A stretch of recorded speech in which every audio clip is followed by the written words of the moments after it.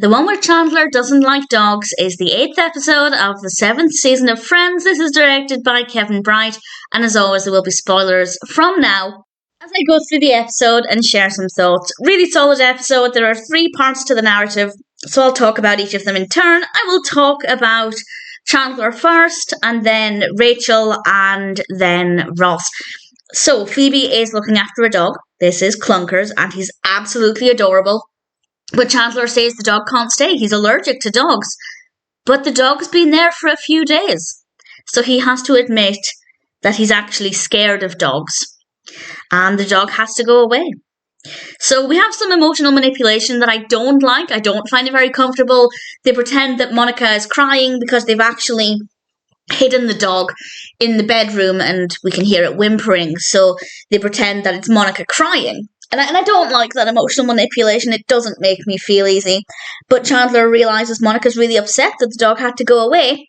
So he goes over to Ross's apartment to get the dog back, which is where he thinks the dog is. And it will make him a hero. And Joey tried to comfort him by saying it's just like a big gerbil. To which Chandler quite rightly responded, and that doesn't scare you? I feel like the concept of a big gerbil is a lot scarier than a dog. And he gets a little emotional because Chandler is genuinely distraught as he comes back over thinking he'd opened the door to the apartment, and when he wasn't looking, Clunkers got out, obviously not knowing the dog is over at Monica and Chandler's apartment already. And I don't like that either. I don't like the fact that he ended up feeling that way when it wasn't even the reality of the situation. And it seemed like for a split second he was willing to believe that the dog had come back to the apartment on his own.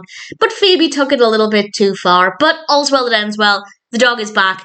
Chandler was actually getting up close and personal with the dog because he was so relieved that the dog wasn't missing. So it was a nice little moment, and Clunkers is absolutely adorable.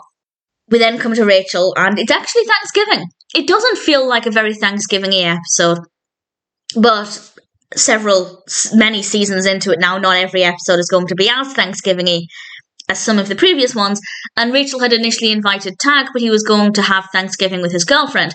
Tag turns up, and I've never questioned this, but why do some people get into the building so that they can knock on the front door? Surely in a building like that, they'd have to buzz to be let in? I'm overthinking it, but I've never considered that before. Nevertheless, he knocks on the front door, and his girlfriend has gone back to Ohio, and he asks if the invitation to Thanksgiving is still open, which of course it is. And Rachel asks some of the others how long she should wait to ask him out after he's broken up with his girlfriend. And this is where we get one of my favourite Joey quotes, something that I personally use on quite a regular basis.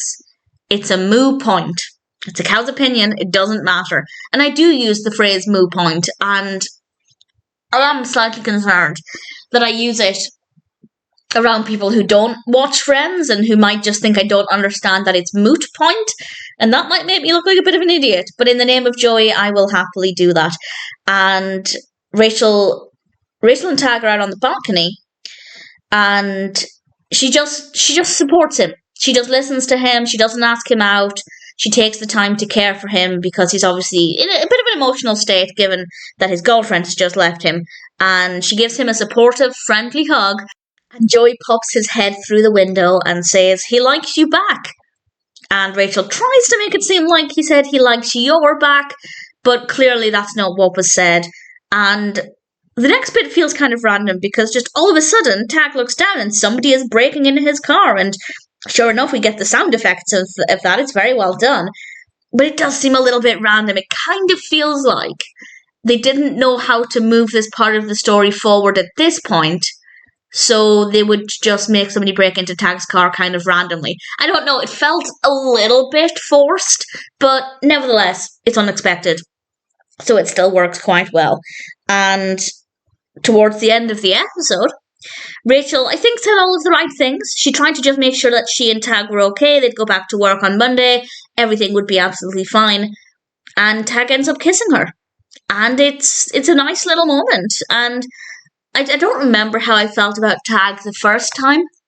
or indeed what I thought would happen with this relationship, because it's been many, many, many years since I first saw this. But I feel like the events leading up to this didn't predictably point to them getting together. So I think maybe one could say it's unexpected, but in a way that's quite nice. It was a very nice moment. So I liked it. I liked Tag's involvement in this. I thought it worked very well. Apart from the whole breaking into the car thing, felt a little bit random, but I don't mind it too much. And then we come to Ross, and this is something else that I love about this episode. We established at the very beginning that it's Thanksgiving, and Chandler learned a game at work where you have to name all 50 states in 6 minutes. And I have tried to do this many times over the years, usually after watching this episode, and I'm not very good at it. I feel like the most I've ever got was maybe mid-30s at the very most. And my excuse is that I'm British, and I might try it again after this, but it's been a long time, so I probably won't get close. The way I used to do it was to learn them alphabetically and go down the list alphabetically, and that worked really well. But I think now I find it easier to memorize them to some extent based on viewing the map, visualizing different parts of the map. When it comes to the middle, I'm very confused and I don't remember a lot. But it's a really fun game. Really thoroughly enjoy it, but I am absolutely terrible at it. And so is Joey, because Joey got 56 states. And Ross decided to challenge himself to get all 50 states by dinner, or he's not getting dinner. And this was his decision. He decided to do it. And we have this great moment where the camera focuses on the dinner table. There are dishes everywhere. Clearly, they just had this wonderful meal. And then we focus on Ross, who is hunched down on the ground with paper all around him. Clearly, he still hasn't got the 50 states. And we end the episode in the middle of the night. Chandler's hair is amazing. Absolute bedhead. And Ross knocks on the door. And again, he got in the middle of the night. Maybe Ross has a key. I'm trying to think, has Ross ever buzzed himself? Has he ever buzzed to get into the building? I don't know. It wouldn't surprise me if he had a key to the main door, though.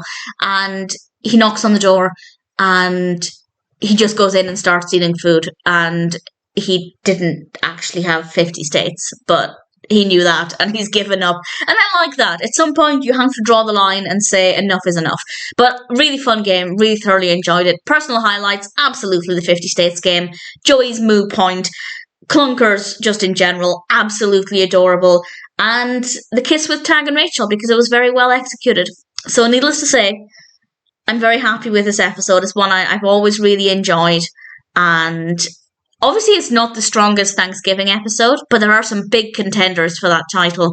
The one where Chandler doesn't like dogs is still, obviously, a really brilliant episode of Friends.